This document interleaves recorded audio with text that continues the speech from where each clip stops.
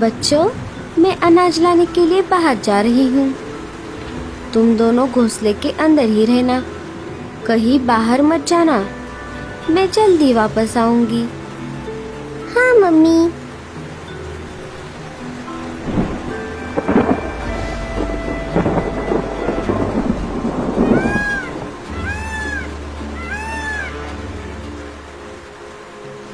थोड़ी दूर आने पर लाडो को एक शिकारी चील शिकार की तलाश में घूमता हुआ दिखाई देता है।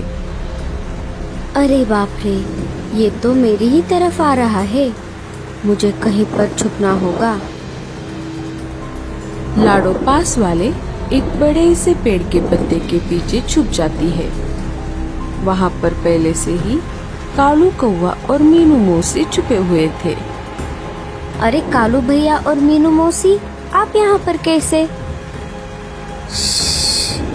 अरे पागल, जरा धीरे बोल। एक शिकारी चील शिकार के तलाश में आसपास ही भटक रहा है। हाँ, इसीलिए हम यहाँ पर छुपे बैठे हैं।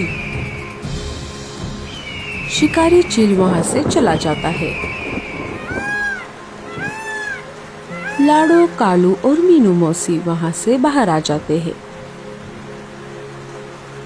अरे लाडो, तुम अकेली बाहर क्या कर रही हो? क्या तुम्हें नहीं पता शिकारी चील बच्चों को मारकर खा रहा है? हाँ कालू भैया, मुझे पता है, लेकिन मैं क्या करूँ? घर का सारा अनाज तो खत्म हो गया है। बच्चे भी बहुत भूखे हैं, इसीलिए मुझे इस तेज बारिश में बाहर आना पड़ा। हम दोनों भी अनाज लाने के लिए बाहर आए थे। कालू पश्चिम की तरफ और मैं पूरब की तरफ गई थी। मुझे थोड़ा अनाज मिल गया, लेकिन कालू को नहीं मिला। क्या तुम्हें अनाज मिल गया लाडो? नहीं मीनू मौसी, मैं अभी अभी तो बाहर आई हूँ। मुझे अभी अनाज ढूंढने के लिए जाना है। अच्छा हुआ आप दोनों मुझे मिल गए।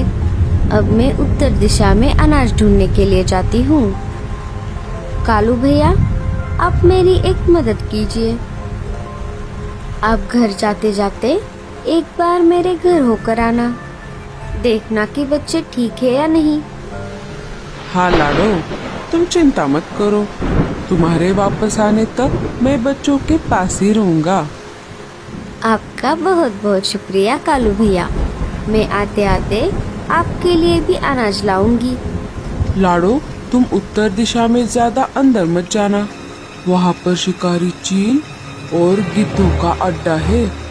हाँ कालू भैया, मैं अपना ख्याल रखूंगी। तीनों अपने अपने रास्ते चले जाते हैं। लाडो अनाज की खोज में बहुत अंदर तक आ गई थी। उसे पता ही नहीं चला कि वो शिकारी चीलों के इलाके में आ गई है। थोड़ा और आगे आने पर वही चील लाडो का रास्ता रोक लेता है। आखिरकार मुझे शिकार मिल ही गया, छोटा ही सही। मेरे पेट की आग थोड़ी तो शांत होगी। चील भैया, मुझे खाने से पहले आप मुझ पर एक एहसान कीजिए।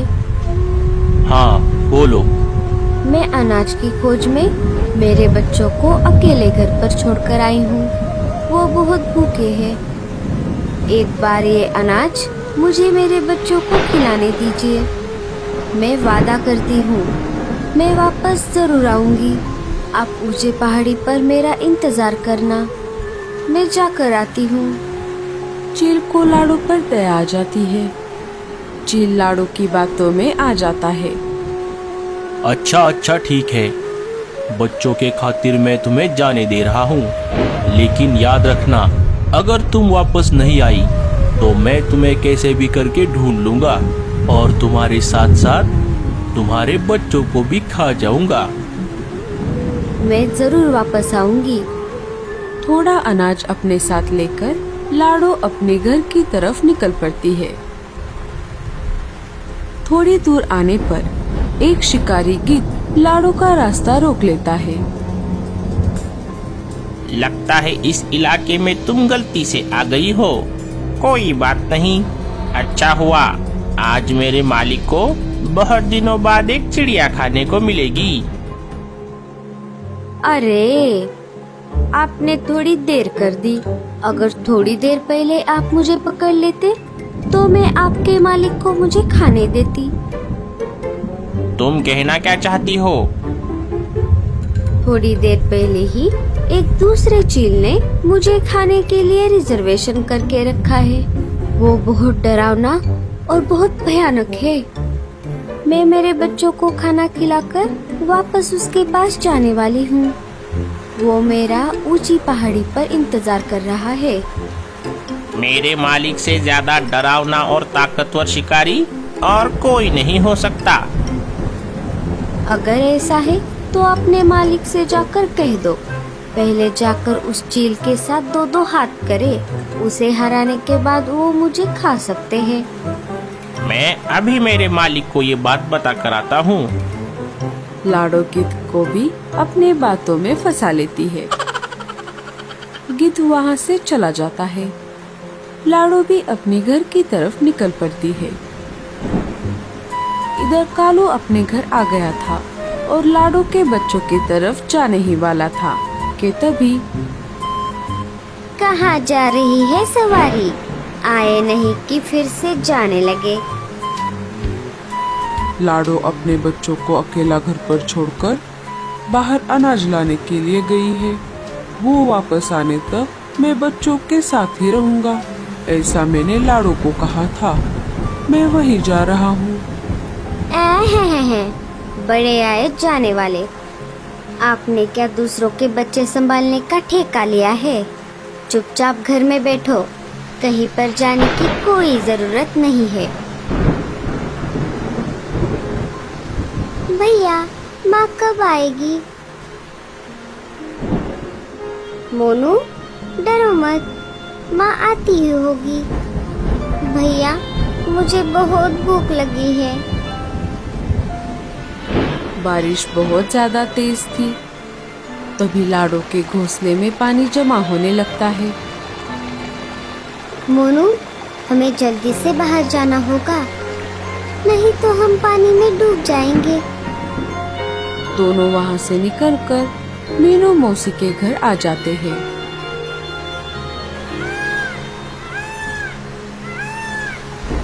मीनू मौसी उन्हें खाना खिला देती है।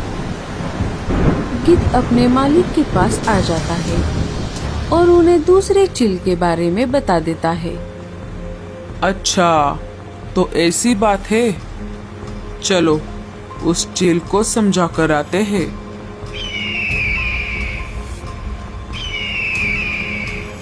अरे, तुम दोनों कौन हो? क्यों रे चील के बच्चे, खुद को बड़ा ताकतवर समझता है? जरा देखे तो तुझ में कितना दम है। जैसे तैसे करके अपनी जान बचाकर लाडो अपने घोंसले के पास आ जाती है। घोंसले में जमा हुआ पानी देखकर लाडो बहुत डर जाती है। बच्चे भी घोंसले में नहीं थे। लाडो चिड़िया रोने लगती है। तभी वहाँ पर मीनू मौसी आ जाती है। अरे लाडो, क्या हुआ?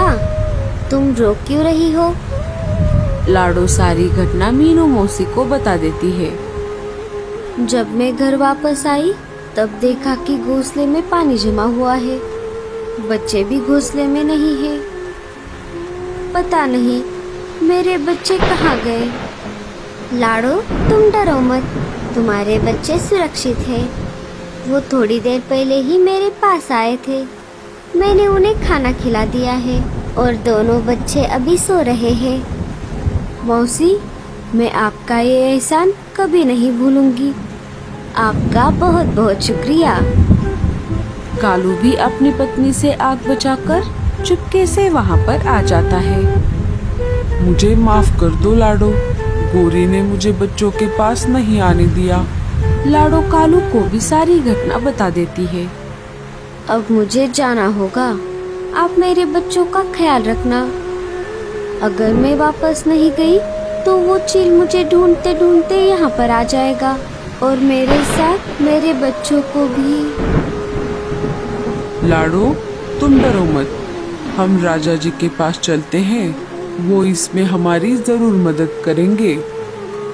तीनों वहाँ से निकलकर राजा जी के पास चले आते हैं। लाडो, तुम चिंता मत करो, हम सब तुम्हारे साथ हैं। चलो, मैं और सिपाही तुम्हारे साथ चलते हैं और उन बदमाश चीलों को सबक सिखाते हैं।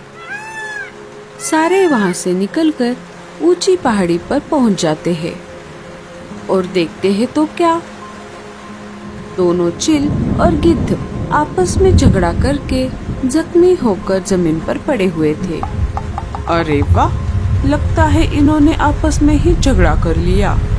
लाडो, इस होशियारी का सारा क्रेडिट मैं तुमको देता हूँ। तुमने अपनी होशियारी से इनको आपस में ही लड़वा दिया। सब लाडो की वाह वाह कर रहे थे। तो दोस्तों, कैसी लगी आपको हमारी ये कहानी? हमें कमेंट्स में जरूर बताना।